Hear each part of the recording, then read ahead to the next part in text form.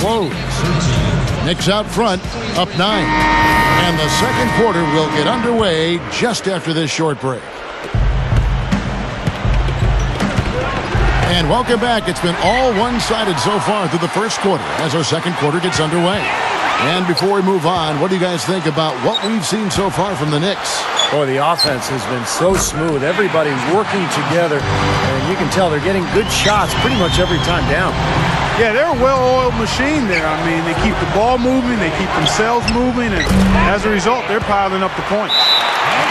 And a chance here presented by Gatorade to see who's on the floor, all fueled up and ready to go for the start of the second quarter.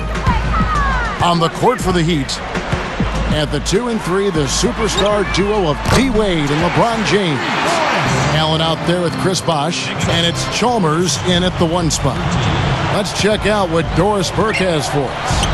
Gentlemen, the Heat last season decided to revamp their offensive strategy, playing a more free-flowing style to try to take better advantage of their quickness and playmaking ability.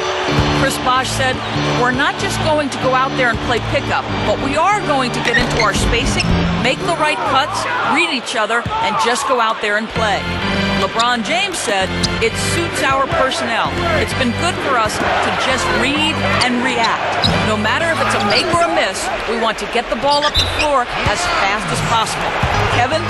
Well, Doris, when you've got that kind of talent and IQ, playing on instinct can certainly be effective. And a new group in for the Knicks.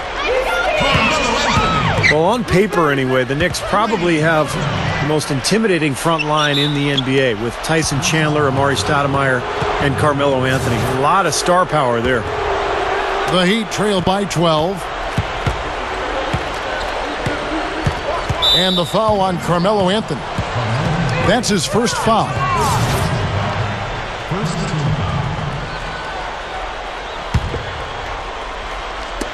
Just about a minute and a half has gone by here in the second. The 3 from LeBron. There are times when as a team, you find yourself missing shots that you normally make. I mean, that's just part of the game. But that's when you have to dig deep, stay focused, commit to playing defense, and count on your defense to keep you in there and eventually to bail you out of situations when your shot's not falling. And Steve, that trio you just mentioned, a lot of length, a lot of athleticism, and Clark, a lot of skill. Yeah, they've got a good complement of players along that front line. I mean, Chandler is a terrific defender and locker room leader, and Amari and Melo, you've got guys that really can score the ball, and they're free to concentrate on that. So it's a definite dynamic trio. One of the best front courts in the league, I think. Felton the pass to Smith.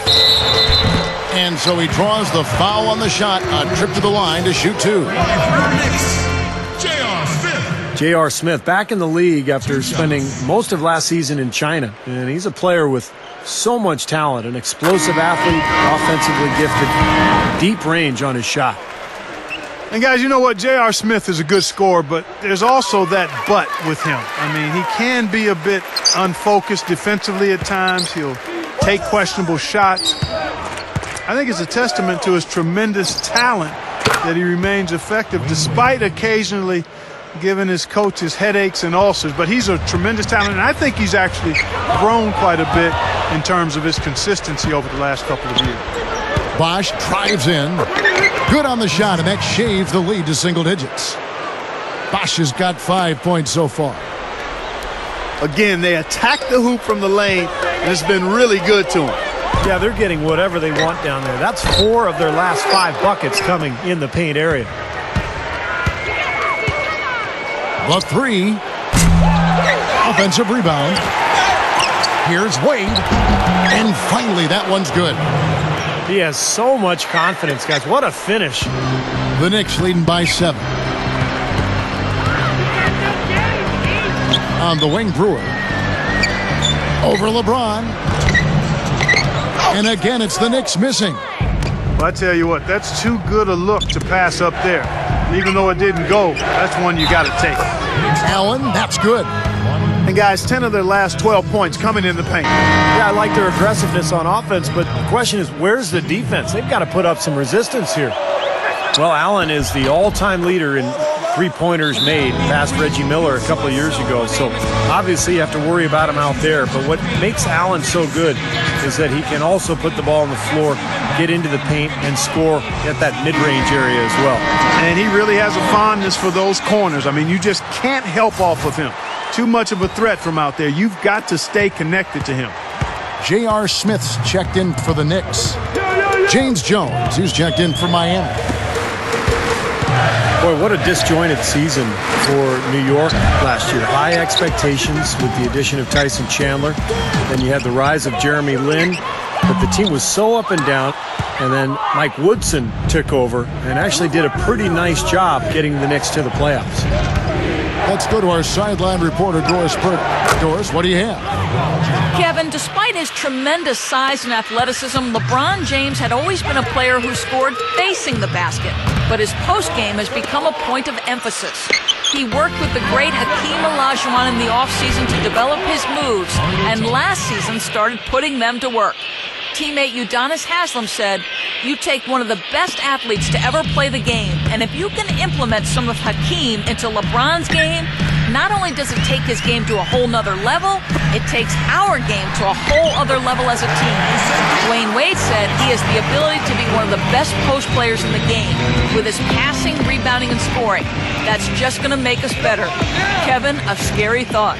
You're right about that. Thanks, Doris. Well, there's no question. I mean, that's where LeBron's strength and explosiveness really gives him the best advantage down in the paint. He threatens the defense so heavily down in that lane area. And when Woodson took over after Linsanity had died down, it didn't have the same media attention. But, you know, Clark, the results were clearly there. They had some momentum, and they took on Miami in the first round of the playoffs. Kevin, I thought under Woodson the team did a nice job rallying and fighting their way into the 7th seed in the Eastern Conference. They had a lot of work to do after their bad start, but they found a way to get it done. And credit the players, but also credit Mike Woodson.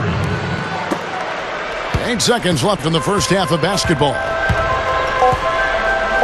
That's a 2 from Kidd. No good, trying to beat the buzzer.